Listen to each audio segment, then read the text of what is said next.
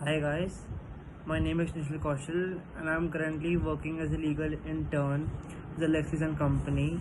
And today I will talk about the topic which is the difference between the specific intent and the general intent. So I'll start.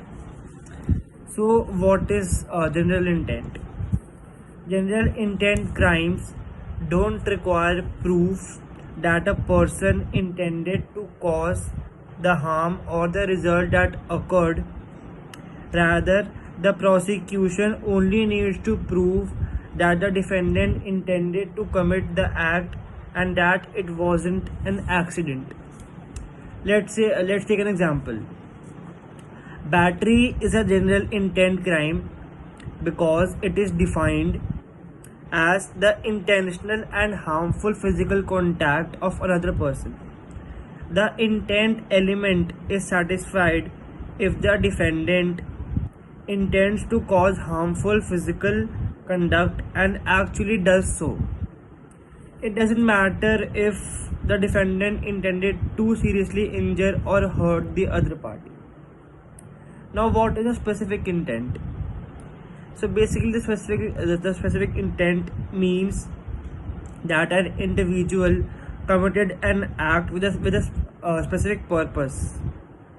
The prosecution must prove that the defendant had a motive for their actions. The requisite intent is listed in the statute or code governing the crime. Determining specific intent in criminal law relies on the mental state or mens rea that an individual has when committing a crime. The defendant's mental state cannot be inferred from merely doing the act. There must be a specific reason or objective. However, many times the prosecution can only prove the actions of the accused and fail to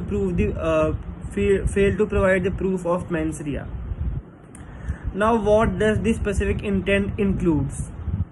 So basically, specific intent includes larceny, murder, assault, forgery, embezzlement, incurred crime.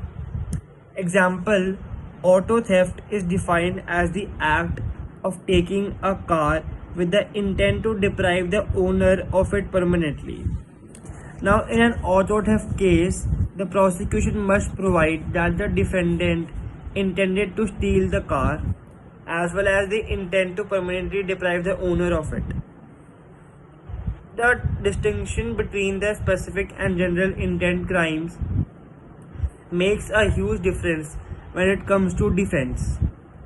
If you are charged with a specific intent crime, the prosecution must prove that not only did you commit the crime, but you had the purpose to cause the result that is listed in the definition of crime. If you committed the crime but didn't have the specific intent required, this can be used as a valid defense for the crime as you cannot be found guilty.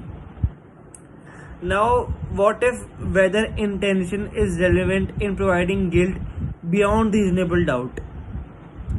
So, in virtually every criminal case, the prosecution must prove that the defendant had a particular intent. Theft, for example, requires that the defendant intend to take an item and not return it. The intent to achieve a certain outcomes make it a specific intent crime. With a general intent crime, the prosecution needs to prove only that the defendant committed the act in question. Not only he intended any particular outcome from the act. Let's take an example. Simple assault and battery is a general intent crime, requiring that the defendant intended to hit someone or disregard a clear risk of hitting someone. But assault with intent to rob is a specific intent crime because it requires that the defendant not only intend to strike someone but also with the intent to rob that person. A mens rea refers to the state of mind statutorily required in the order to convict a particular defendant of a particular crime.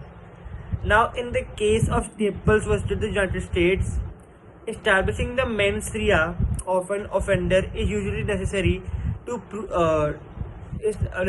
prove guilt in a criminal trial.